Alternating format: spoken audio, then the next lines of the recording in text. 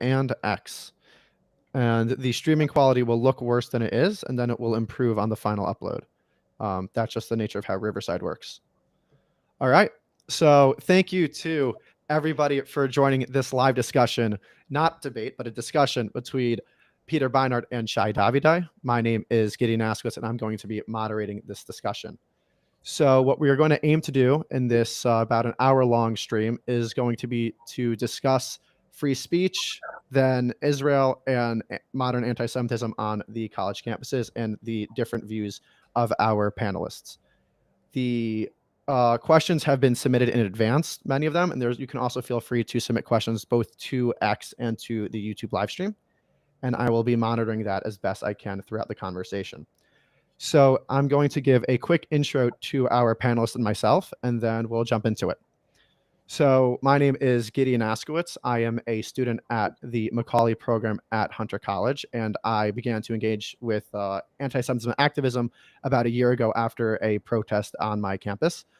I've spent the subsequent year creating a group called Jewish Students for America and speaking on Fox. I basically helped lobby Congress to advance American interest in American foreign policy, as well as primarily take care of local anti-Semitism and deal with issues on the universities like foreign influence in the educational system. Peter Beinart, as many of you I'm sure are aware, is the editor-at-large at Jewish Currents. He teaches also at CUNY, the journalism school. His most recent book is called Being Jewish After the Destruction of Gaza, A Reckoning. Is available for order now on Amazon. Shai Davidai worked as a professor at Columbia University until he was barred from the campus. He is a vocal supporter of Jewish students and a strong pro-Israel voice. He is also the host of the podcast Here I Am with Shai Davidai. So I want to just jump into it and ask you guys both to respond to, I think, a more provocative question, but I think it'll be provocative for both of you, and we'll try to drive at the issues here. Before we start, can I just say I correct was one thing? I'm not pro-Israel. I am Israeli. Expecting me to be anything other than pro myself, I see as weird, and I've never seen an argument for someone. You don't walk around saying I'm pro-American, I'm pro-Canadian. I am Israeli. I believe that I have a right to exist. That's not, that doesn't make me. Because you say pro-Israel, that means I'm against Palestinians. I'm not. I'm pro-Israel and pro-Palestine. I'm against terrorism. So yeah, just to make that. Okay. Yeah. Thank you for the correction. And Peter, if you want to correct anything I said, please feel free to do so. Sure. So I think we'll start with I guess Shai, because he jumped in first. Some people have actually tried to shut down this conversation in advance. I don't know if either of you received any sort of messaging, but I received certainly a lot from my local community, from the Orthodox Jewish community, saying, how could you really talk to how could you talk to Peter? How can you talk to Shai? Some people were also hating on Shai. So the first question is going to be to Shai. Why do people sometimes try to label you as an extremist? I know that people try to disbar you from the campus. Do you think there's any merit to that argument? And could you push back as to why you don't see yourself as an extremist or as somebody who's outside the conversation? And why did you agree to come and speak with Peter, somebody who you probably disagree with on a number of issues? Yeah. So first of all, I can't speak for other people. I never speak for other people. I'm not, as a Jew, I'm not I just, I speak for myself. I don't know why other people label me or anyone in a certain way. I can tell you that once the media labels someone in a certain way, it creates a reality. Some things like the New York Times, for example, when they write that X is a controversial person, then people start seeing the controversies. In the same way, but that's why I oppose being called pro-Israel or pro-Palestine or whatever those meaningless labels mean, because once you put those labels, people start seeing them into that. And look, I have to say, I'll be completely honest, I debated whether I want to have a conversation to begin with. It's not that I have no problem having conversations with anyone, but I do think that we have to acknowledge that this, split screen is creating a false equivalency. It creates this false perception as if 50% of Jews agree with X, meaning me, and 50% of Jews agree with Peter, right? That's false. That's completely false, right? And I think that's why a lot of people have a problem with someone like me speaking with someone like Peter, because if it was honest, we would have 8 other people like me, or some of them more radical than me, some of them more right wing of me, some of them more orthodox, conservative, but 8 other people. There would be 9 of us saying one thing and Peter saying another thing, right? And we would get 90% of the time, and Peter would get 10% of the time, because that is the reflection of reality. The problem is with conversations like this is that it gives a sort of false legitimacy to, nothing against Peter per se, but to a view of someone like Peter, as if this is a 50% of the Jews. No, this is a fringe view, and I think that's why a lot of people. Shai, can I just ask you to move a little bit closer to the mic? Some people on YouTube are having a harder time hearing you. Yes, sorry. I hope this is better. Let me move because there's a lot of mess on my room. So for me, I wanted to have a conversation rather than a debate, because I really have some questions that I want to understand. I want to understand the views of someone like Peter, and but I also want to acknowledge that they are in no shape or form representative of any more than a small fringe of Jewish community, and that's fine. But let's not make this false equivalence. I think that's why a lot of people oppose this conversation to begin with. Okay. Peter, so the question for you is going to be very, very similar. Very recently, a person who I have spoken on a panel with, and I know that you have many times, Brett Stevens, wrote an article in Sapir talking about viewpoint diversity, but up to a point, where he seemingly alluded to his decision to no longer agree to appear on a panel with you. And I think the majority of the, I thought honestly was rather vehement. Some of the opinions that people have of you. Why do people characterize you and your viewpoint perhaps as something that's outside of the norm and something that shouldn't be platformed? Why did you come, and why is that true, or is it not true? And how come you agreed to come and speak on a panel with people with whom you disagree? What's the value of free speech and diversity in your opinion? Thanks. I mean, to me, it's important to talk to people I disagree with, because I can learn something. I'm fallible. There's lots I don't know. There are things I've been wrong about in the past and changed my mind. And one of the best ways of learning new things is by talking to people who disagree. You know, Gideon may be familiar with the line in Pirkei Avot in the Mishnah, which says, "Who is wise? The one who learns from all people," right? And so to learn from all people means you're particularly likely to learn from people for whom you disagree. You also can gain empathy for positions, even if you're not convinced by them. You can gain empathy for those positions, see the people who are making those positions as more human if you understand more about why they hold those positions. And you also may get a better understanding of how to make your own arguments in ways that people can hear. And so for all of those reasons, I believe in talking to people I disagree, especially among Jews. We are a small group of people with a very, very painful past. And I believe that we have obligations to one another.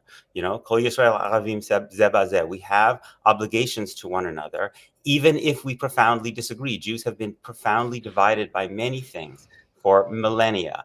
And yet I think part of what's important in our tradition, whether you look at the way that the Talmud talks about the students of Hillel and Shammai, was their willingness to still eat with one another, even though they had profound halachic differences. So that's the reason that I would do this with Shai and would do it with other people, as long as I felt like it would be a conversation, you know, where we would where that would be civil. I guess maybe to say something about the point that Shai made about the marginality of my views. I guess the first thing I would say is that I think, you know, the truth of a proposition is not determined by how many people, what percentage of people support it, right? First of all, I think is a general rule, right? But secondly, I think if Shai were to talk about the Israeli Jewish population and to describe my view as extremely marginal, right, less than 10% support, I think he'd be absolutely right. But I don't actually think that's true in the American Jewish population now, based on the polling that we have. Right. So there was a poll last May which showed that 30% of American Jews think Israel is committing genocide in Gaza. And among people, no, Shai, but we shouldn't interrupt each other, surely. I mean, you spoke for a while, but if we're going to do that, Shai, I'm gonna ask. You gotta. We'll do. Shai. We'll do. Shai, you can tear me apart, but just let me finish my point. Okay, so I mean, Shai, I will mute participants. Shai, I will mute participants. I'm about being respectful. You got to let me speak. No. Shai, I love you. Shai, I love you. Really, I do. I can't continue if you're not going to let me speak. I'm sorry. If you If I'm No, not no, no, no, Shai. I don't want to do this. Gideon Shai, is please, telling you please, that you yeah. have to let me speak. Shai, Do you want to let me speak or not? Shai, I will meet you. Shai, Listen, I will meet you. I'll leave. I will not be part of a live campaign. I know you're not. You're gonna have ample opportunity to respond. It can't be. You're all of a sudden talking about Gaza. I was not reflecting. No. I No, know. I'm responding to your point. You said that my Okay. view is marginal, and I'm explaining. Your view. If you All don't, okay, I'm sorry. going to mute. Wait, Peter. I'm going to mute both participants. Okay. I think this is the best way to do it. I understand. Okay, and Shai has left. Okay. Shai, is a person I respect. I'm upset that just happened. Well, I will make the effort. I will allow him to rejoin if he so chooses.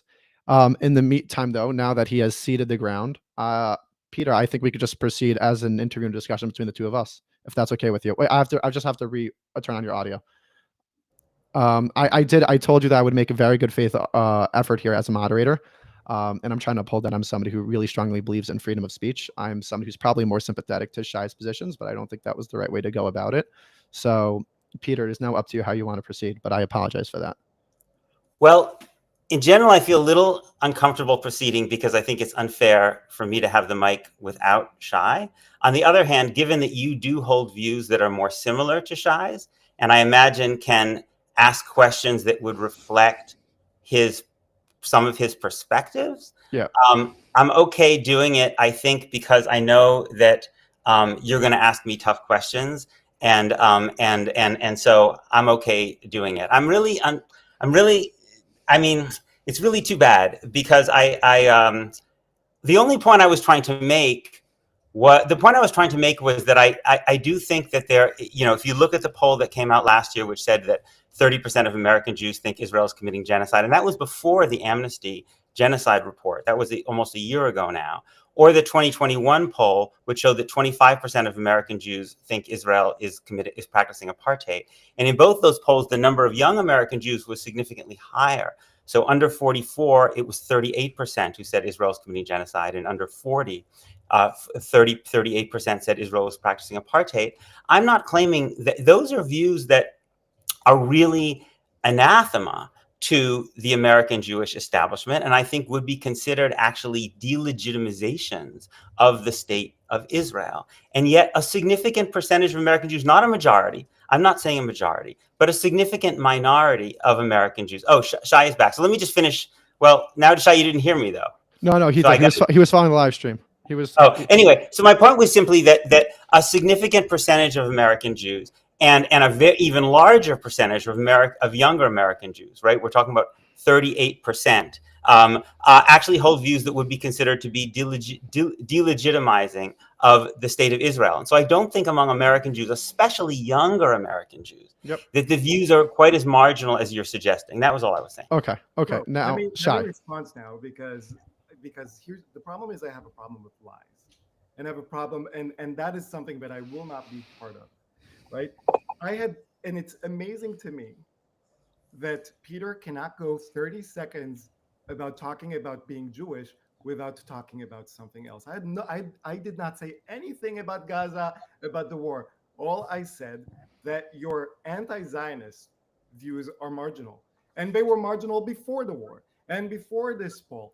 And even if you say 30%, that means that 70% of American Jews, which are half of the Jewish world, right? Basically, half of the Jewish world, 70% see your view as marginal, right?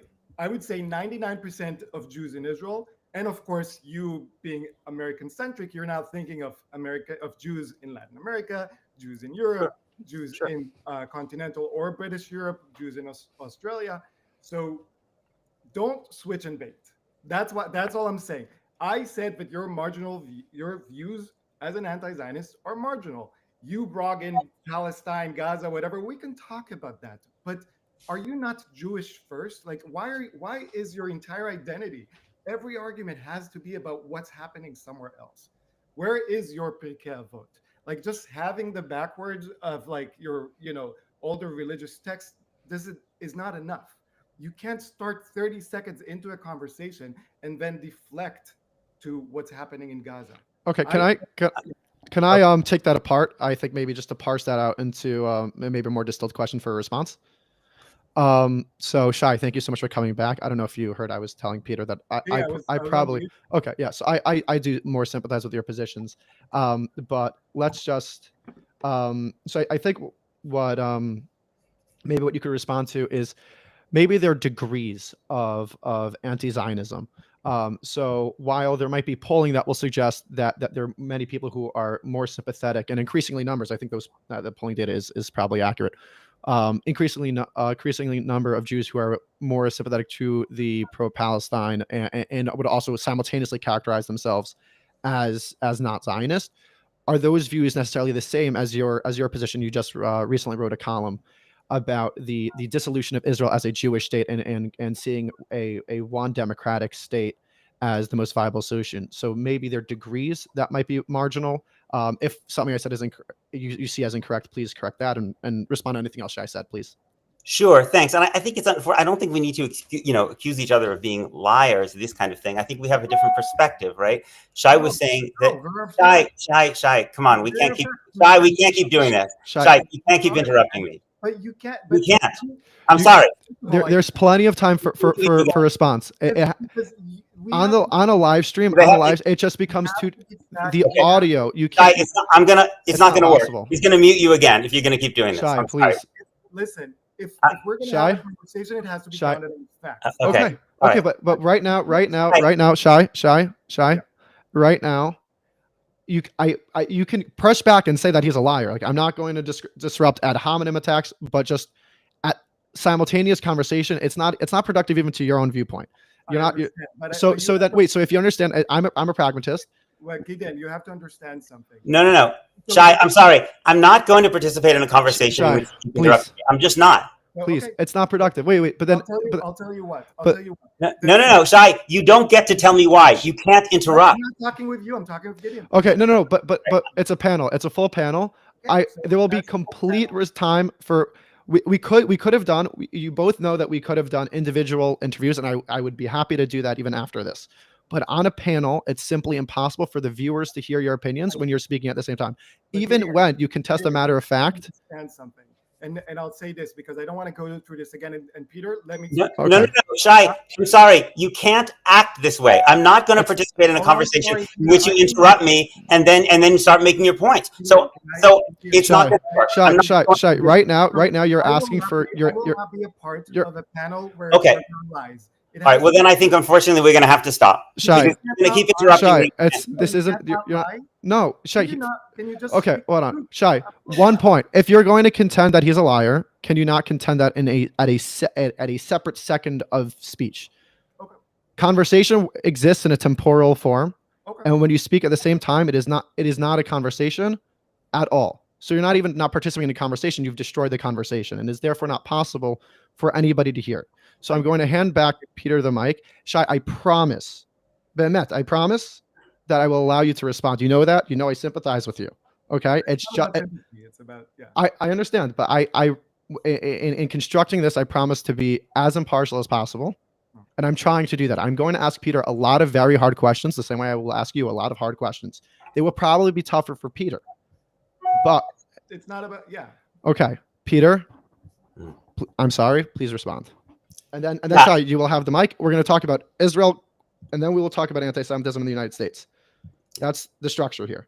Great. Yeah, and Shai can call me a liar. That's fine. I'm not going to leave the debate. I just don't want him to interrupt me. That's the only thing.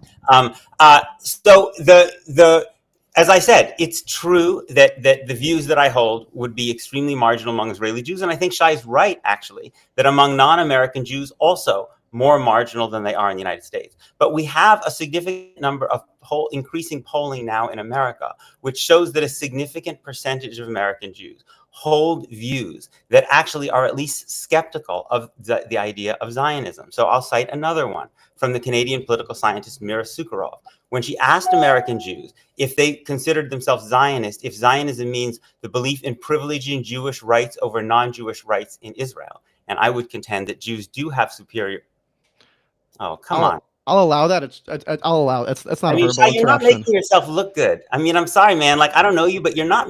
I don't think a lot of people are looking at this and thinking, "Wow, this is a guy who's acting with great character here." But all right, fine. I mean, do you? I don't care what I look like. I don't care what I look like. I only care about the truth. Okay, but you don't have a monopoly on truth, Shai. No, right?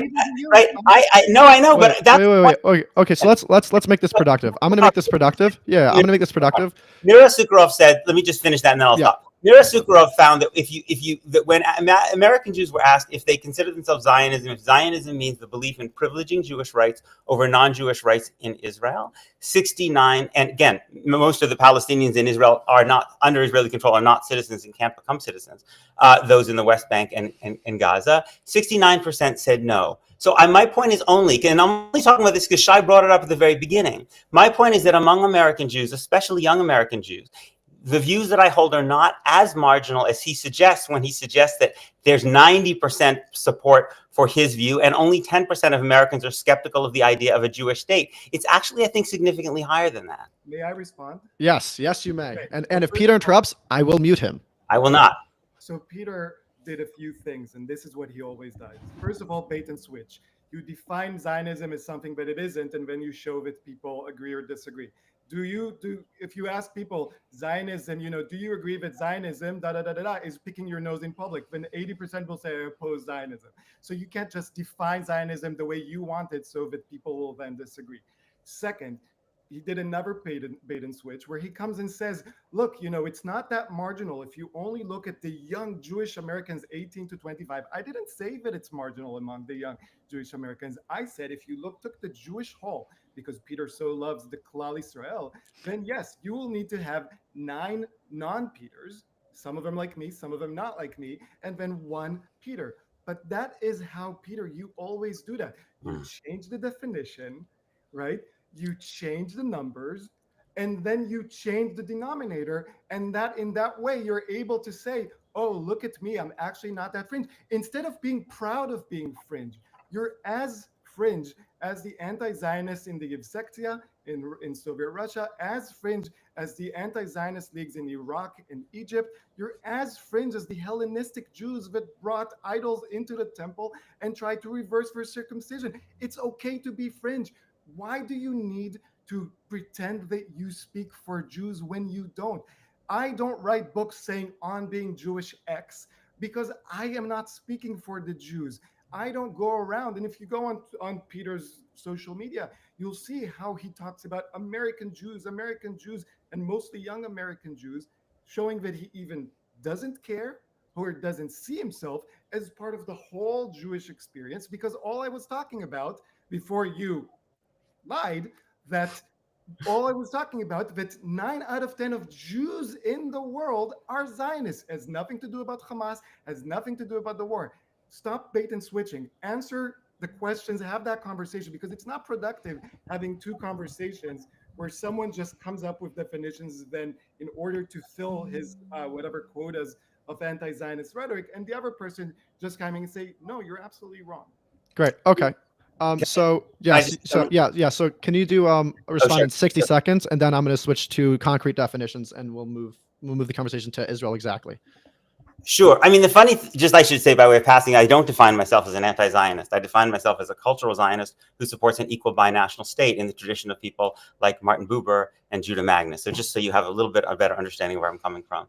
I don't think that it is, I think the definition of Zionism, political Zionism, that Zionism has existed in Israel since 1948 as involving privileging Jewish rights over non-Jewish rights in Israel, I think is correct. Again, because most of the Palestinians who live under Israeli control don't even have citizenship. The most basic definition of a human right. If you live in the West Bank, you live under Israeli control, under this control of a state, and you can't become a citizen of the state. You can't vote for the government that has life and death power over you, and you live under a totally different legal system than your Jewish neighbors. So we can disagree about. I know Shai disagrees, but I don't think that the definition that Mira gave there is incorrect. Okay, so I think no. I want to respond because you did a bait and switch again. And I was gonna highlight that. Shai, I'm gonna highlight the bait and switch, and then I'm gonna Everyone's forgetting the same one because he's saying a lot of them here, right? You said from the existence 1948. You started talking about Israel 1948, Yes. but then you talk about the West Bank 1967. So look, Right. so a small I can talk about 1948 too. No, I don't want you to talk about. I want you to just notice that you started by saying Zionism 1948, and then showed how it's wrong because of 1967. So unless we're doing this, Okay. Right. So I think Right. just to progress, I want to progress. I think from moving, I do think I should be able to respond because he accused me of a lie. I know, but I have a feeling that he's going to accuse you of a lie in each portion, and then we're not gonna progress. If it's 20 seconds, and then I'm gonna mute you both. 1948 until 1966, the year before Israel took control of the West Bank, Gaza, and East Jerusalem, Palestinian citizens, Arab Israelis, were held under military law. Most of them needed permission from the government to even stay overnight outside of their villages. So I think that was also an example of privileging Jewish rights over non-Jewish rights. Done. Okay, great. So now I'm gonna create a definition so we can move forward just with a baseline agreement and carry the conversation forward.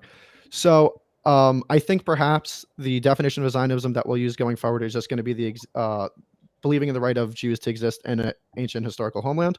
Whether or not you're going to contend that political Zionism is a different thing, or it's an entity that privileges one group over another, totally fine. Just moving forward, just so we all have the same terminology here. Sorry, can you repeat the definition? Wait, why do we have to determine a definition where there is a definition? Why can't we just go with the definition of Zionism, which is the Jewish people's right to self-determination in their ancestral homeland? That is the definition. Everything else that comes later is interpretations. Wouldn't be my definition. Okay, that's fine. It's not your definition. That is the definition. Yeah, I think it's cares about my definition of okay. I'm going whatever you want. Okay, great. So I think we'll move forward with just because I think just even amongst my peers, I think that's the definition that most people will use. But then obviously in religious spheres, people view it differently. There are a lot of nuances here, but I think just for the sake of the conversation, let's move on. So obviously that got a little bit heated. And the main part of this conversation is going to be to talk about anti-Semitism in the United States, but we first have to examine why there was perhaps a spike in it, which is obviously the current war in Gaza. So, Peter, this is going to be my first tougher question for you. And I honestly, Shai, I'm going to ask you the same question because I don't know your position on this. You haven't written on it that I've seen. So, Peter, you've written some columns recently in the Times about the importance of characterizing the war as a genocide. And you certainly, even on the live stream today, characterize it as such, and back your statement up with different reports who are in agreement with you. So you've also written that in terms of finding peace partners, you're looking for a democratic state wherein is your belief that the political science literature indicates that when everyone has equal voting rights, that the proclivity to violence decreases and you have a more stable state and is safer for both peoples. And you see that as the most pragmatic and most moral solution moving forward.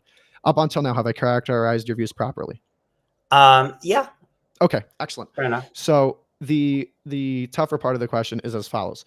If that's all true, do you think that there is perhaps a discrepancy in that political science literature and the reality on the ground as it pertains to Islam, to politicized extremist Islam, in terms of the form that it is? A classic conservative political literature will view the role of politics as a political manifestation of the spirit. And if the spirit is perhaps corrupted by an extremist religious view, that supersedes, because it's more fundamental, the form of politics. So if we change the political dynamic and were to create that form of democratic state, that extremism would still exist and therefore would not lead to a safer state for both people. That's a great question. Thank you. I appreciate it. So I think it's important to distinguish armed resistance against civilians, which I fundamentally oppose. I want to make this clear. I fundamentally oppose, no matter what your grievance, no matter what oppression you're suffering, targeting civilians is a war crime. It's a violation of international law. It's a violation of my belief that Israeli Jewish life, like all life, is infinitely precious, right? It's important to distinguish that from Islamism, because most of the Palestinian groups that have practiced armed resistance, including against civilians, during Israel's history have not been Islamist, right? If you look at the attacks of the 1970s, Sure. the Munich Olympics, the Erlangen, the Mile massacre, these were done by nationalist or leftist groups. One of the reasons that Israel was initially more sympathetic to Hamas as it was moving out of the Muslim Brotherhood in the late 1980s was they saw Hamas actually as more moderate, as more quiescent, because the Islamists had not been participating in this violence. If we look inside Israel proper, we look at the Ram party of Mansour Abbas, which is considered the most moderate of the Palestinian Arab-Israeli parties. It's an Islamist party. It's an Islamist party. So the point I would make is, I think if you look at the history of Palestinian responses to Israel, it's worth distinguishing between Islamism and armed resistance. Armed resistance can be done by communists, it can be done by nationalists, it can be done by Islamists, and in fact, non-resistance, even collaboration like Mansour Abbas, can be done by Islamists. So I think that's the distinction I would draw. Okay, I think that's a fair distinction, but so the distinction you're drawing is that there's a difference between armed resistance and the forms that it might take. However, the ideology that people practice. Right. Yeah. However, so the nature of my question drove at the fact that I agree with you. I mean, there is a difference. Anybody can commit an act of violence. The nature of the question was more so that the current parties at issue here are ones that are fundamentally religious in nature, and therefore the political solution that you're offering might not dissuade them from further acts of violence. So could you just respond to that? Because I agree with you that there is a theoretical distinction, and it exists in many different areas, like you were pointing out with communists and various entities. However, that might not be the case, for example, with Hamas, or even, for example, with members of ISIS. Obviously, that was a political form of radical Islam. But that is still a violent ideology that probably would not have abated if they were existing in a democratic state. Right. I mean, again, we have examples of Islamist parties like Mansour Abbas's Ram party that are participating politically in Israel and not turning to violence, right? In the 1980s, the Muslim Brotherhood, which was the precursor, the kind of forefather of Hamas, was actually not committing armed resistance when Fatah and the PFLP were, right? So I don't think there's anything inherent in. I'm against Islamism. I oppose the idea of any religious supremacist ideology. Period, right? But I don't think there's anything inherent about being Islamist, right, that you can't participate in a political process. And as a general proposition, I believe that violence goes down when people have a voice in government, when people have the right to vote, right? Because it means you have a way of getting the government to listen to you that doesn't require picking up a gun. That's part of the reason I think you see less violence from Palestinian citizens of Israel than you see armed resistance from Palestinians in the West Bank and Gaza, because those Palestinians in Israel have some mechanism of getting the Israeli state to listen to them. Great. Okay, Shai. Do you want to respond? Yeah. And then also, by the way, the same question to you, because from what I've seen, you're supportive of a two-state solution. So how would you respond to the nature of the same question, which is that polling data indicates that the Islamist parties are more popular amongst the Palestinian populace in the West Bank and in Gaza. So how do you deal with that issue? Yeah, I will, but I want to point again to bait and switches that Peter has done again. And now you have to say, Peter, you're one of the smartest people I know. Your bait and switches are incredible. So first of all, Peter did this thing where he said, I am not an anti-Zionist, I'm a cultural Zionist, and named people that were cultural Zionists, meaning that they believed in Jewish diaspora, but not Jewish statehood, before the existence of the state of Israel, Magnus, Echadam, etc. Right? Taking that position, the exact same position, but not in 1947 or 48, but in 2025, requires the destruction of a state that already exists and putting in peril the 7 or 8 million Jews who I see as part of my people. Maybe Peter sees them as somewhat lower than American Jews, but I am concerned about them. Right? That's why, for example, another bait and switch that Peter did is when he said, when Hamas targets Israeli Jews. No. Hamas targets Jews. When the terrorists on October 7 called his father and mother and say, I killed 10, he didn't say 10 Israelis, 10 Zionists. He says Yahudi, 10 Yahuds. Right? The second thing that Peter baited and switched, you asked Peter about how would this one-state nation work with the existing actors, right? Then he did this bait and switch and talk about Islamism versus non-Islamism, and you got communist and socialist terrorism, and we all agree on that. Those are facts, and Peter is a smart guy, but he never answered the question. What would you do in a state that is currently, Gaza is controlled by Hamas? The Palestinian Authority does have to pay for slave. What would you do when all that mass becomes a democracy?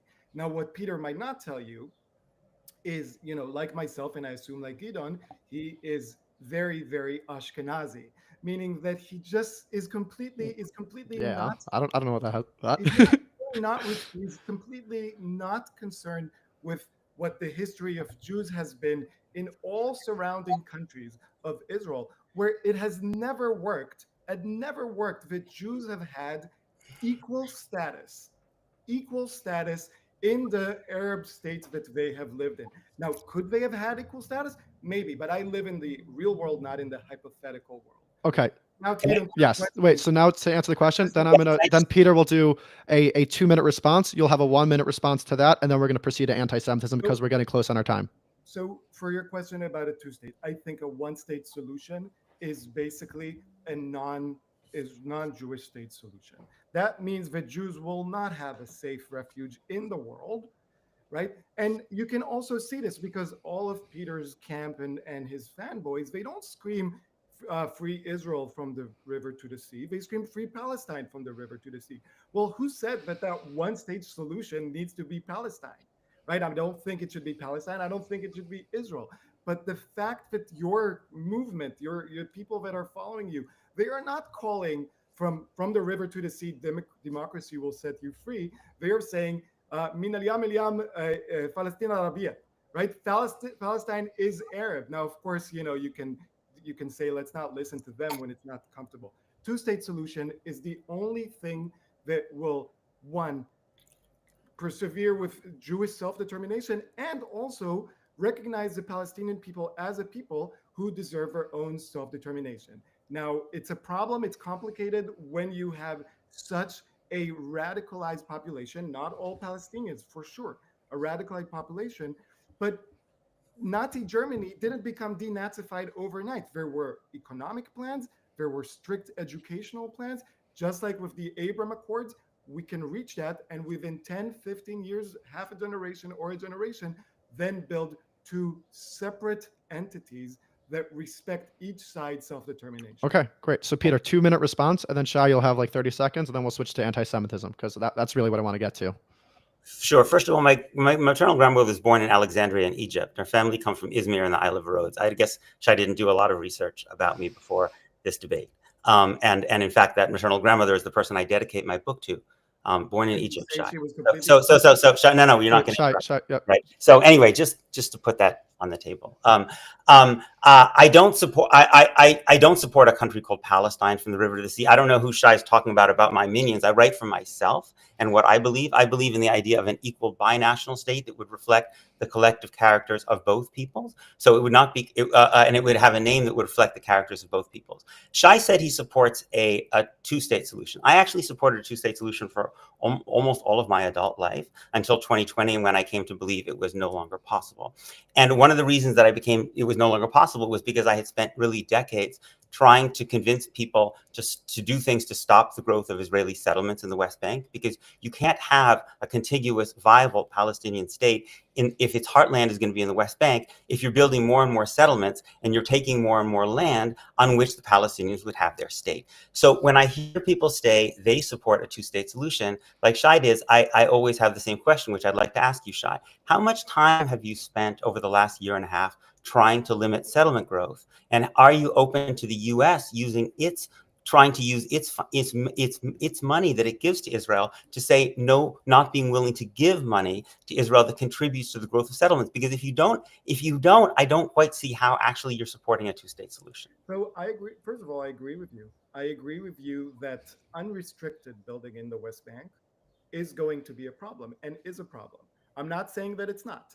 And by the way, I don't know what the solution would be, right? Because just like I feel for every Palestinian person who's been displaced, I feel for the 500,000 Jewish settlers who, under many views, would be displaced as well. So I feel for people, and I do think that the only solution, right? You can have a binational state, but if you really want it to be a democracy, the first or second elections of your binational state, that state stops being a Jewish state. It has stopped being a Jewish refuge, right? Just demographically, right? Especially if you take the UNRWA definition of every person whose ancestor was ever lived in the area is considered Palestinian, right? So with your democracy, what you will have within a generation or at max 2 generations, you will have no right of return for Jews, no zchut hashvut, right? No religious freedoms, and the dimitude returning just like it is in every country. And by the way, I'm glad you mentioned your grandmother If we because could just wrap it up so we you can start move your on. book by saying that she would completely oppose your views, and I assume would also be ashamed of your views. God, So, okay, okay. I I don't mean, think. that's how you start your book, Yeah, not me. I think my grandmother disagreed with me. I don't think she was ashamed of me. We had different views when she was No, still not alive. yeah. But I think that Shai, with So due respect, you didn't answer my question. What have you been doing to wait. stop settlement growth? So No, okay. I'm I gonna can answer. Can What I have answer you your been question? doing? Yeah. gentlemen, 20 seconds on this, then we're moving on. No, but Gideon, he's absolutely right. Okay. He deserves an answer. Yeah, that's what I'm saying. What 20 I've been seconds. doing is I've been trying to moderate people from the right who are have this messianic view of an entire Eretz Israel, and Mhm. I've been trying to moderate people from the left, like you, who have uh, this some sort of fairy tale view of this one state that works for all. Mhm. I've been actually trying to get the students that are quote unquote pro-Palestine, even though they're not, to come and say, let's work together. I Mhm. will be the first person to say, I believe in Palestinian right to self-determination in part of their ancestral homeland. And you will say, I believe in the Jewish right to self-determination in part of their ancestral homeland. Mhm. But what happens is that the other side in this quote unquote sports game, right? The other side refuses to believe in my self determination while I believe in their self determination. So, Okay. yeah, actually So been quite a Yeah. bit Yeah. for I think Yeah. that's a good place to move on. Okay. So we're gonna do that. We actually have a small source of agreement. Yay! So I would have preferred. I wish I had responded to my wait, question. Peter, But you Peter, Peter, Peter. go ahead, We Guido. need to move on. Did I not? We I need to want move to on, answer. I want Yeah. gentlemen. Go ahead, Guido. It's fine. Okay, thank you. So we're gonna move on to anti-Semitism in the United States. So Peter, I don't know if you know this. Shai obviously does know this because we've been speaking for about a year now. After we were on a panel together a little over a year ago at MJE, which is a great organization. Shout out to MJE. So there has been a lot of I've met with many student leaders across the country about what they view as the drivers of anti-Semitism on their campus. And many students feel very strongly about a couple of currently contentious issues. Those being one, foreign funding. The Free Press just came out with an article today, which is I encourage everybody to read. It's a very good article about the influence of foreign money in education. So I've spent about the past year or so as the president of Jewish Students for America working with Congress to try to tackle that issue and push forward the Deterrent Act. That bill, and I'm going to ask you to both respond to that bill. That bill essentially increases transparency requirements for any foreign country that donates money to higher education in the United States, increases some of those enforcement mechanisms. President Trump actually just signed an executive order more on the enforcement side a couple of days ago. So that bill also has further heightened screening requirements for certain countries. Qatar is not one of them. However, students are very concerned about the Qatari influence specifically on campuses. They poured billions and billions of dollars into universities in recent years.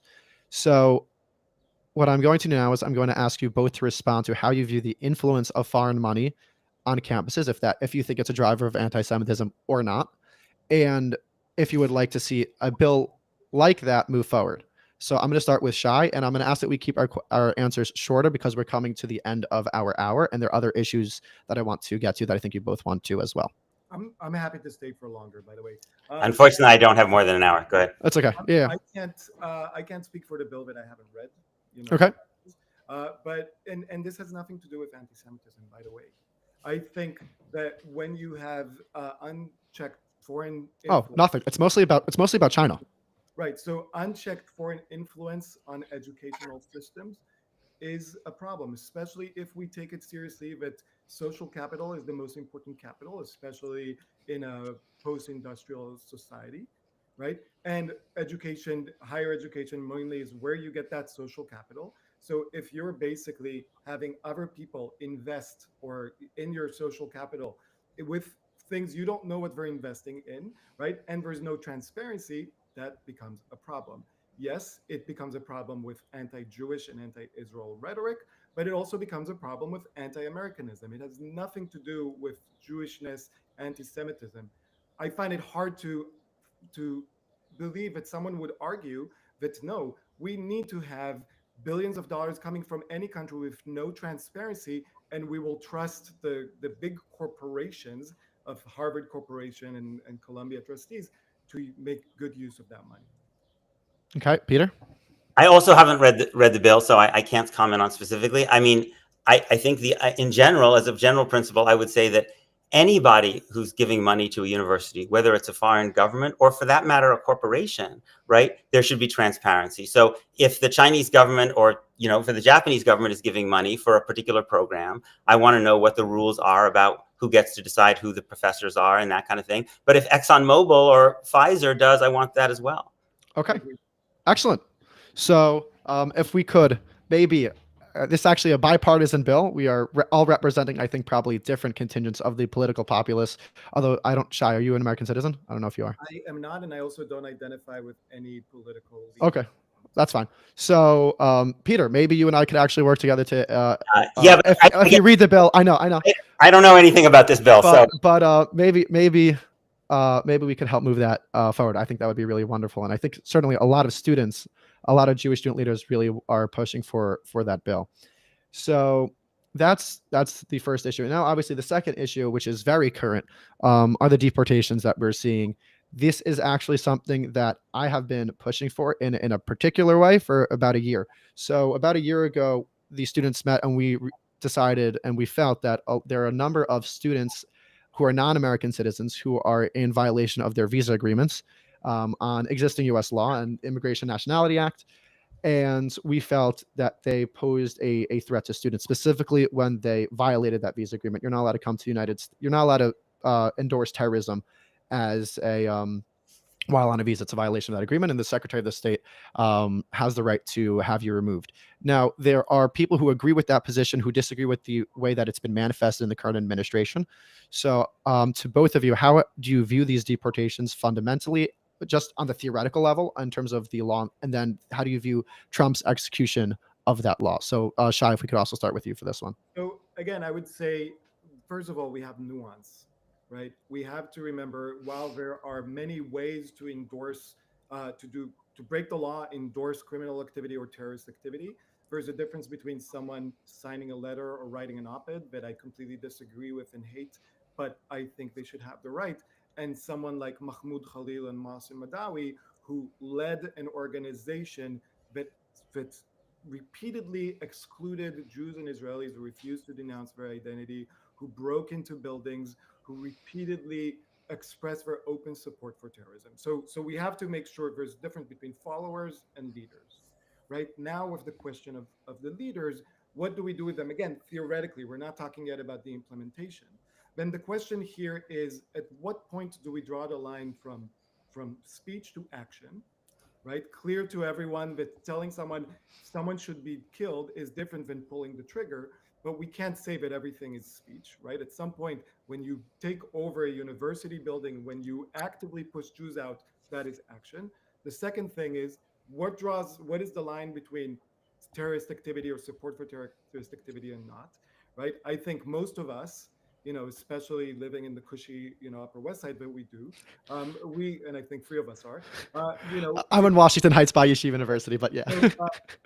So most of us understand that some limits to terrorist activity and support for terrorist activity is important, either it's from the far right or from the far left.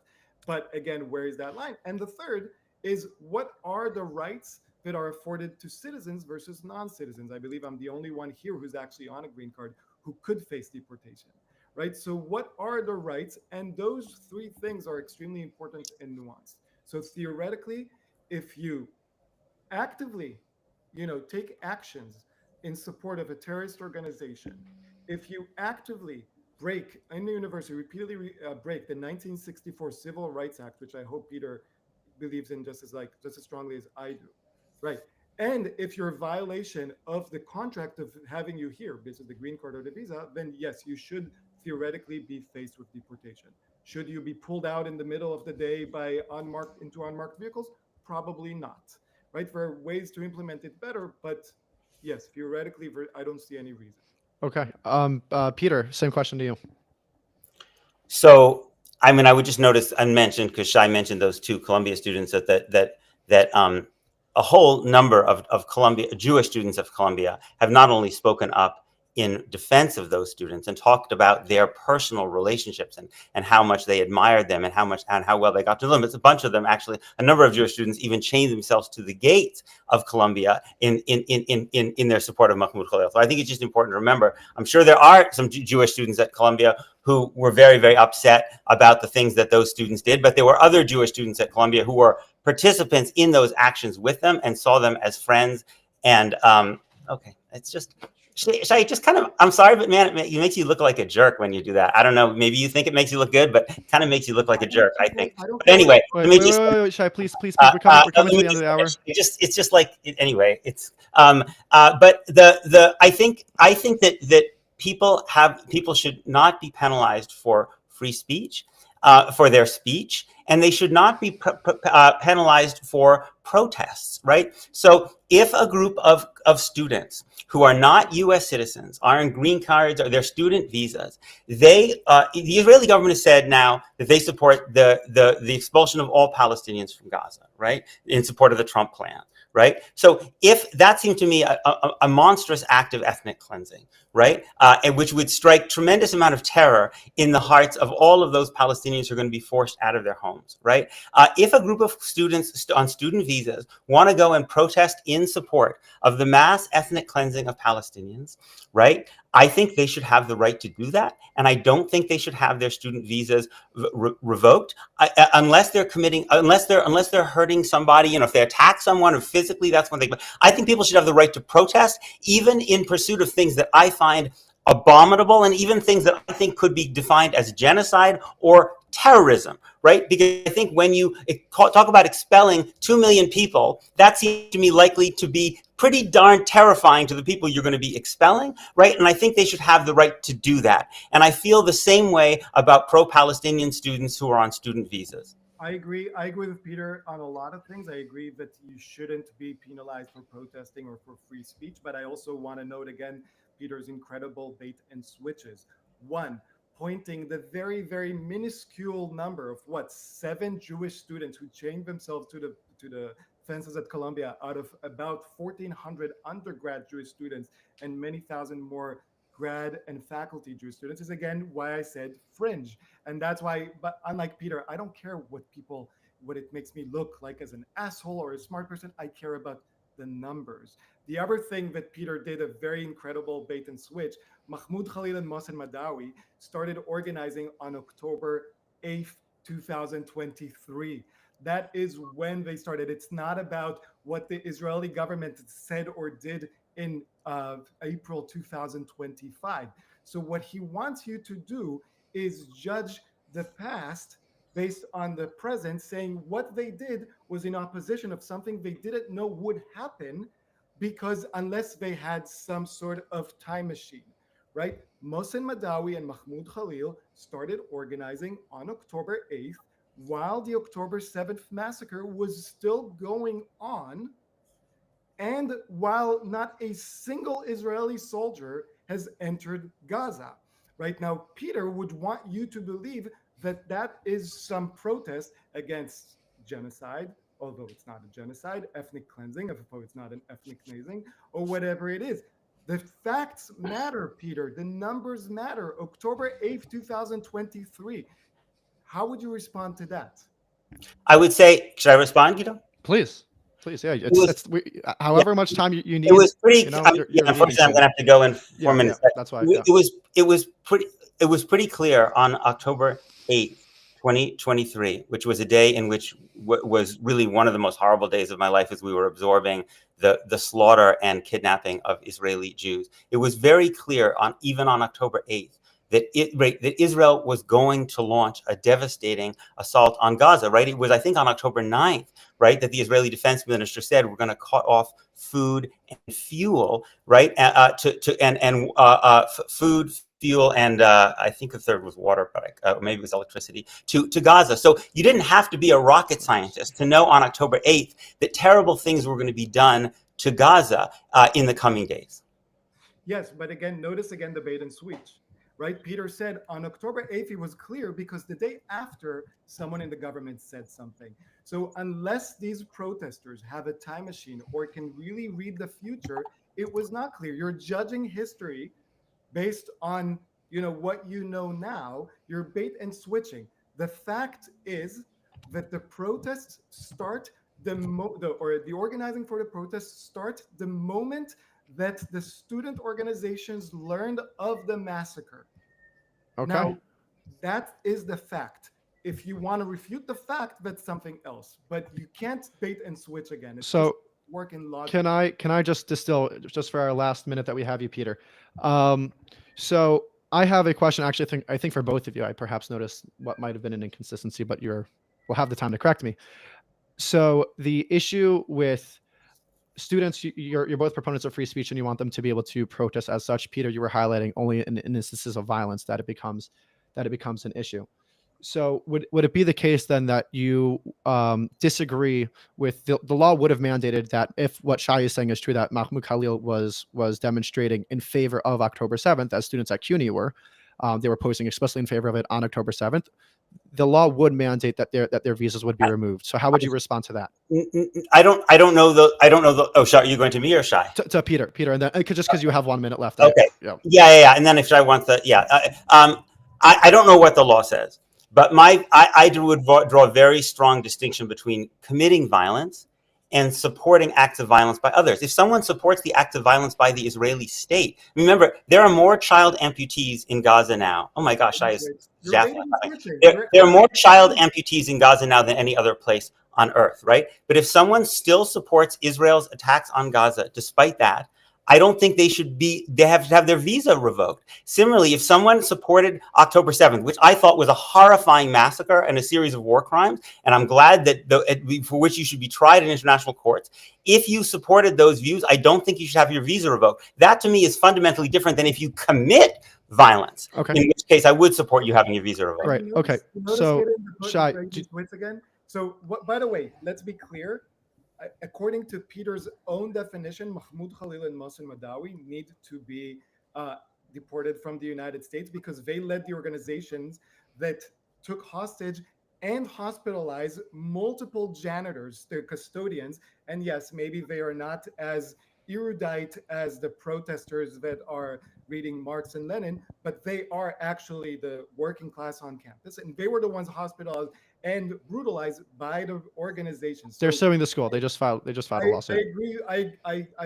I'm thankful to Peter that he agrees that Mahmoud Khalil and Mohsen Madawi need to be deported. The other ones maybe not. Now, again, notice the debate and switch. You asked him about supporting the violence on October 7, and he goes into the future saying, and I don't know if the statistic is right or wrong, about the number of amputees, to then respond to that. Peter, why can you not just respond to simple questions without bait and switch? Can I? Maybe I'll just have the last word because Shai had the first one, and then we'll be done. Is that okay? Yeah, that's totally fair. And also, Peter, I want to thank you for your time, and if you could just remember to keep the tab open while you're leaving. I will. Yes, and thank you for giving me the opportunity. It wasn't a bait and switch. The point I was making is that lots of people support acts of violence overseas. A lot of people support acts of violence by the Ukrainians. And my point is I want a general principle which doesn't that treats all people who support acts of violence, even acts of violence against civilians, which I fundamentally oppose, the same way. I don't want Palestinians and their supporters to be treated differently. And that's why I was giving this example. That's why I don't believe that even if people did support October 7th, which I fundamentally oppose, they should not be, for an act of speech or protest, they should not be deported. And I do not, Shai is laying out a fact, but I'm just so no one's clear. I believe that these Columbia students deserve due process under law. I would be very surprised if we have due process with judges under law. I would be very surprised if actually it turns out that they have done anything that deserves their deportation. I'm really grateful to both of you. I think that I was going to have the last word, Shai. Yeah. Thank you both very, very much. Thank you, I agree Peter. with Really the appreciate it. point. Thank you. I agree. I Thank you. disagree again with a few Yeah. things that you just said, but I Right. agree with All what right. you Thank you. I'll connect you guys. If you guys want to grab coffee, I'll connect you. Peter, That thank would you be so much. interesting. Okay, so Shai. So just as what I'm gonna do is I'm gonna close Peter's camera and mic just so he can make sure that the recording is fully uploaded for him. Just nature of the technology. explain for a second why I was so appalled. I'm gonna actually. I think I can remove him. Let's see. It doesn't- Continuously you can't- uploading. yeah, it doesn't. Um, Let me explain why I was so appalled by the fact that we will accept lies and changes of definitions and bait and switches as a normal part of the conversation under the guise of this is how civilized, effective conversations happen. Gideon, now Shai is talking and giving a final answer. I thought we said that I would have the last Sorry, word. Wait, I'm sorry, wait, Peter. You don't control all the conversations happen in the Jewish world. Wait. Hold on. I just want to turn on Peter's screen. But So I'm explaining what so I- I yeah. just think that now I thought we agreed that Wait. So in terms of Zionist Jews talk to so or you're- what we can do is just because Shai does have more time, and I don't want to penalize Peter for not having more time. So we're do another conversation. I'm gonna probably split it in the post production as two separate conversations, and this one could be like a Shai reacts. And Peter, if you want to come on again, I'll have you. But just because he has more time, and I Okay, as long as it's clear that it's a separate. yeah. Okay, so I can mark it as such. Okay. But Am I done? Yeah. Peter, you're done. Thank you so much. I can leave. All right. Thank you Yeah. both very much. Yeah, be well. Thank you. So in a separate conversation. Okay. Yes. I'm gonna hit a mark button here. Yeah. Okay. We are now in a separate conversation. So here's the thing. In society, it's extremely important that we have conversations. But two problems happen under the guise of let's have conversations. One is this false equivalency, where we bring someone with fringe opinions and he can say it's not fringe opinions, yet cite statistics showing he's in the extreme minority, but he's still a fringe opinion, and putting him as like a 50% with someone who's in the mainstream opinions, right? That creates a false equivalency. And the other thing of saying that everything goes and we have to respect the rules of the game. But if you lie, like Peter started within 35 seconds, if you change definitions, if you bait and switch, you're no longer engaging in civil conversation. Now you're engaging in propaganda. And the inability to call out someone and say, you know what? If you're going to lie, you're going to be muted, not the person pointing the lies. If you're going to bait and switch and not answer a question, you are going to be stopped, not the person calling on you. That makes for a civil conversation, even though it looks like, oh, wait, why are we not letting everyone just say their views? Because the truth matters. And I don't have the truth, and Peter doesn't have the truth. The truth exists. That's why I was opposed to let's choose a definition of Zionism. Zionism has its definition, which Peter doesn't like because it clearly makes him a fringe anti-Zionist. Genocide has a definition, which Peter doesn't like because that proves that there is no genocide happening in Gaza. Ethnic cleansing has a definition. Apartheid has a definition. All of these things have definitions, but Peter is uncomfortable with those definitions because they change his narrative. They completely undermine what he's trying to say. So he shifts the definition. But we can't allow that to happen because the moment that happened, it's not enough to go back and say, well, I refute your definition because I've let you spew your propaganda already. Okay. So I want to now give you the platform to unpack some of what you said with however much remaining time you want to spare. I think that people like Peter Beinart are. Wait, can I ask very specifically? You're highlighting the lies, and that seems to be the thing that you're most passionate about. Could you demonstrate specifically what you thought was not factually accurate in terms of what he was saying? So let's start with the beginning. I said that Peter Beinart is in the fringe anti-Zionist group that in polls is somewhere between 85 and 95% of American Jews are Zionists or have some sort of belief that Israel has a right to exist as a Jewish state. So that makes him a fringe anti-Zionist group. He immediately started by saying, no, there's this poll about Hamas and Gaza and views of young American Jews, right? Notice the bait and switch. He completely said, I don't care what you said because the truth is too painful. So what I'm going to do is A, change the definition, B, change the focus, and three, change the denominator. I'm only going to focus on young American Jews to make a point. The point he made is truthful, that if you ask people about Gaza, Israel, and you limit it to 18 to 25-year-olds, you get 30% who disagree with Israel.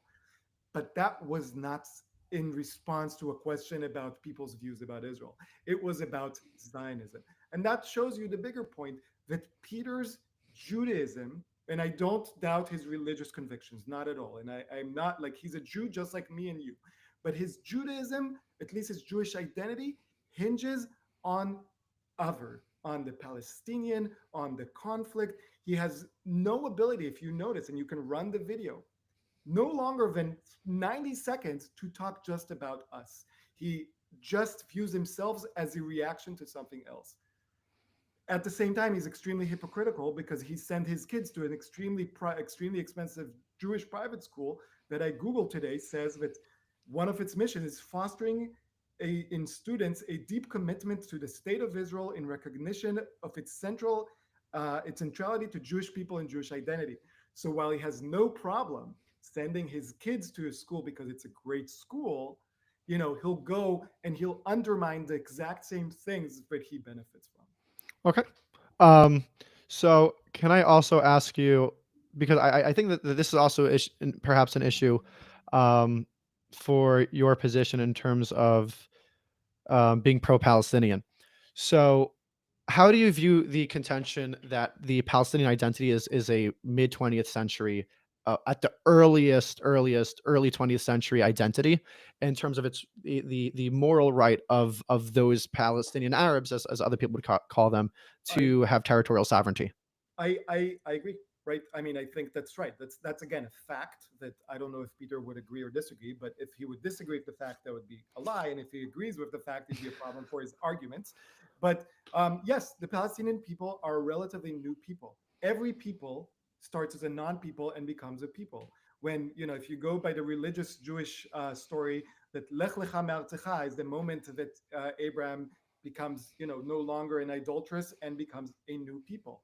50 years or 100 years into that, people said, no, Jews, you're not a people because you existed only 100 years ago, would be as nonsensical. If you have millions of people who identify with a national identity, no matter how recent that identity is, you must take them seriously, and you must give them the same rights as any other people, which I kind of find interesting, because the only people that Peter believes did not have the right to self-determination in their ancestral homeland are the Jewish people. Okay, so then I think there might be a practical and theoretical issue with that position, but it is a very common one, No, let's talk about and it. it's one I respect.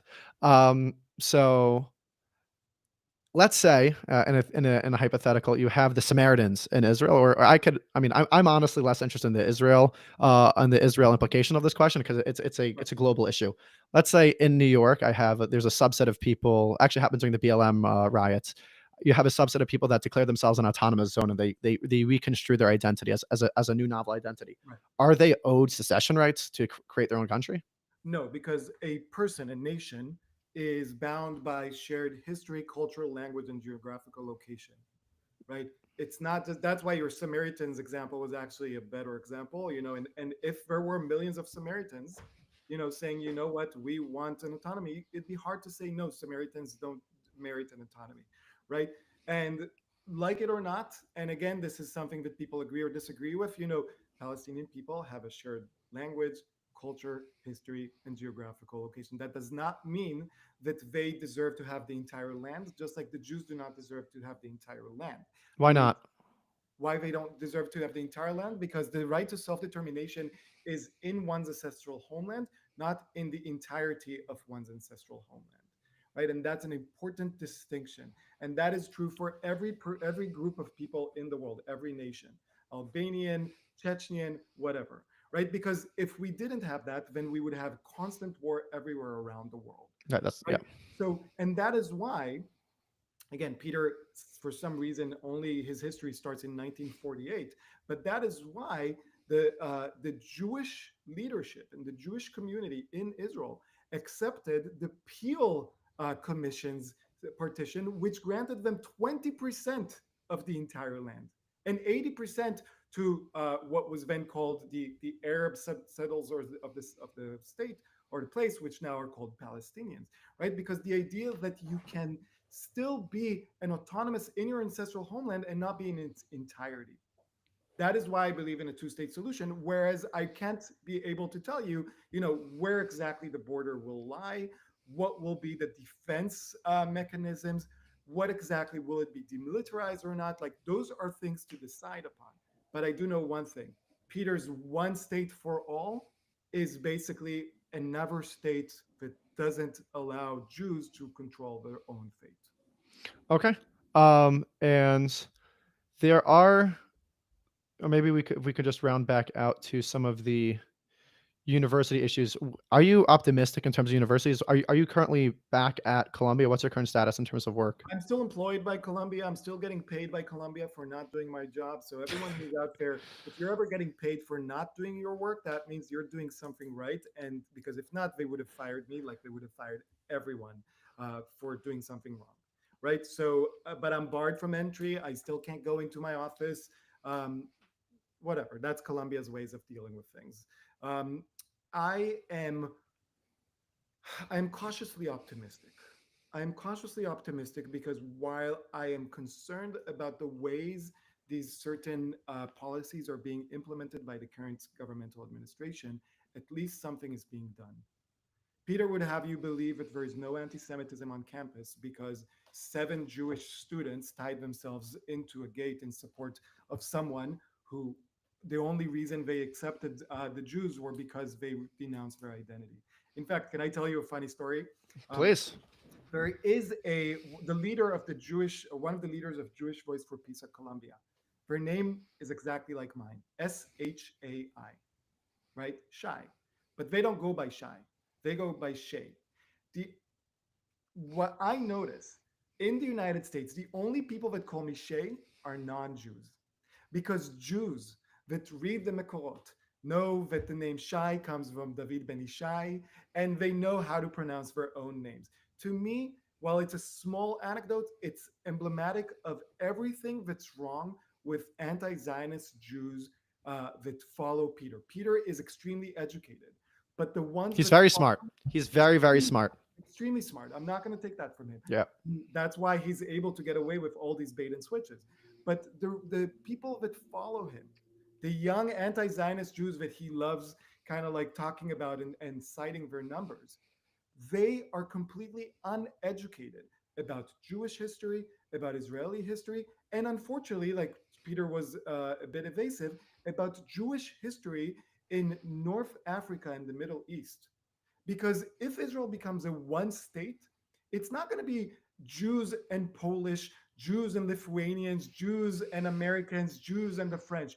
It will be Jews and Palestinians, and the Palestinians being descendants of the Middle East area, mostly Arab, mostly Muslim, right? You might think that the history won't repeat itself, but you at least need to acknowledge the fact that 1 million Jews were pushed out of Muslim Arab lands between 1947 and 1957, approximately, and that was the only the there was no time where Jews were safe in those lands and equal. They were either safe or equal, but never both. Okay. Yeah, I think that I think that's largely correct. Um, so you're talking about Jewish education, and I'm curious, and this might be personal. I don't know. So you're not you wouldn't characterize yourself as a particularly religious Jew, right? No, I am, I observe certain mitzvot, and I am an atheist, so it complicates everything. Okay. But So no, so I want to drive this home because I think this will be very interesting. Obviously I'm quite Orthodox. Um, the How do you view the nature of fostering a Jewish identity in children, given that you're not particularly religious? I know you have young children. How do you go about that with your own children? What do you recommend to parents who, for example, in the Reform movement, I'm forgetting the name of the rabbi, but he was talking on his pulpit, and he was very upset with the number of youth from his community who he sees are straying from Jewish values in terms of joining the Peter movement. So how do you ensure that that doesn't necessarily happen to your own children? How do you foster a Jewish identity? so First of all, I think Jewish identity comes from loving ourselves rather than feeling guilty for who we are. I think that Jewish identity is about us, not about anyone else. What I mean by that is I teach my kids about everything that's happening in the world. My kids know exactly about Hamas. They know exactly, my older son, and about Hezbollah. They know to differentiate between Hamas and the Palestinian people. They understand all of that. But they know first and foremost that whether they are Jewish, how much they are Jewish, and how they are Jewish has nothing to do with that. That is why, and that's why I told Peter, on being Jewish after a destruction of Gaza is the title of his The book, new book. Yeah. right? First of all, I would never tell people how to be Jewish. It's a personal decision, right? But also, your being Jewish is not contingent on any other thing that's happening in the world. If it is, then you're forsaking an important part of your identity. So what does that mean for me? People describe Judaism as an religion and an ethnicity mixed together. We're a tribe. We started as a tribe before the world knew what religions were and what ethnicities were. And I give my kids that feeling of a tribe. That means that every week we have our ritual dinner, Shabbat dinner, where we do some ritualistic things that tie us to Jews all around the world and all throughout history and all the Jews in the future, right? We talk about Jewish issues and from the past and from the present. We read things both religious, Macaulay, and non-religious. Um, we try to engage as much as possible and to understand, and that's a big part, that our center of gravity is Israel, and that is part of your connection to your identity. Even if you don't live in Israel, that's your center of gravity. And by the way, I will be first in line to fight for Peter and his followers to get admitted to Israel when the anti-Zionist movement turns on them, just like historically they've turned on every anti-Zionist Jew that tried to ally themselves with the anti-Zionist movements. So that's kind of like what I do. It's out of love, it's out of education, it's out of knowledge. And I can tell you this: it's like yourself. I wear it all the time. You have your yarmulke. I have my Magen David. I Wherever I go, I'm Jewish. I've noticed something interesting about Peter, which is interesting. All of his videos are in one area of his apartment. Now, it could be that his apartment is very, very small, or it could be that he really likes emphasizing all the Talmud in the background. But Yeah. if I Peter, mean, if it could just Peter be his like record. Like I always record here. Right. But Peter, if Peter's, and by the way, and your decision to put an American flag on the background is an intentional decision. You're trying to I'm a be, massive patriot. I love America more than almost anything in my life. It's God country. It's God country family. God family and country. look, regardless if I agree or disagree, you are putting intentional. You're sending a message, and that's the message that Peter is sending. I am a Jew. I have Talmud. So when I'm on Mehdi Hassan, Mehdi Hassan can say he talked with a Talmudic Jew. But if we stepped out I into love that. I love when people do that. Yeah, but if we stepped out into the world, people will know you're Jewish because you have a yarmulke. People will know I'm Jewish because I have a Star of David, and people will know Peter is Jewish because he would start every sentence as a Jew. But that's the only reason they'd know he's Jewish, because he has to caveat it, and that is to me a big problem. And I tell my children, you're Jewish first. You're Jewish for yourself and not for other people, and you have to be proud of who you are and not hide it or not tokenize it when it's useful for you. So, can I ask you an interesting? Do you have a Hineni tattoo on your arm? I do. I have Hineni and Emet. Okay, so this is generally not the focus of this channel at all. The focus of Yeah, this channel no, is American politics. But you're an interesting person. So what led your choice, just for background for those of you who don't know, generally religious Jews don't get tattoos, is more of a modern movement in the more secular community. So, but what Shai has done is he has taken Hebrew words and Hineni, and also is the translated form of his podcast as Here I Am, is a biblical allusion to the response of the fathers to when God calls out to them and when Moses responds to God's call out. So why did you choose Hineni, and Emet means truth? because that was an intentional decision. By the way, I have to tell you, I have 19 tattoos. In the past year, it's the only time I got Hebrew letters because I was afraid. I was afraid of our history and what happens if I need to hide my identity, and I can't hide Hebrew lettering so well. And I decided, screw it, I won't hide. even if that means that I'll have to, face the consequences one day. But the reason I chose Hineni is because while I don't believe that the Bible, the Jewish Bible, is the word of God, I do believe it's the word of very wise men, and men that or unfortunately men, because women didn't write that much, were given the opportunity back then, and that it's to me an important text and an idea that I want to keep going. And to me, the idea of Hineni, here I am, is that when you are called up to serve, you show up. You don't show up for followers, you don't show up for likes, you don't show up or care about, like Peter said, like you think people see you this way but you see the other way. Like, no, you just show up, period. Right? When Moses says Hineni, when Abraham says Hineni, when Saul said he meant, like, they just show up. Sometimes they show up for to follow God. Sometimes they show up to lead the people, but they show up, and that has been my experience, and that's what I'm trying to cultivate in every Jew, and by the way, every non-Jew as well. Show up to your community, to your country, to the world in So, general. how do you view the role of my last guest was Reverend Johnny Moore, who's an amazing person, fights for religious freedom throughout the Middle East. Very formative evangelical leader, is on the board of the International Fellowship for Jews and Christians. How do you maybe have had conversations with Christians? How do you view the importance of Christians in terms of supporting Jews? So actually, that's great. Unfortunately, we didn't get to talk with that with Peter, because I would really love to hear what Peter has to say to Christian Arabs who have all been like ethnically cleansed from Gaza, and the percentages from Lebanon, Syria, Jordan, and Oh, well, now, Lebanon's totally collapsed. right? And what will Yeah. happen in his one state solution when Hamas takes charge and doesn't just round up the Jews, but rounds up the Christians? And again, he won't have an answer, because he would say that doesn't matter, because he'll bait and switch for Islamism. Look, I think that support for a democracy has nothing to do with who you are. And I accept everyone's support. But there are, let's say, 40 real democracies in the world, about. I don't know exactly the numbers.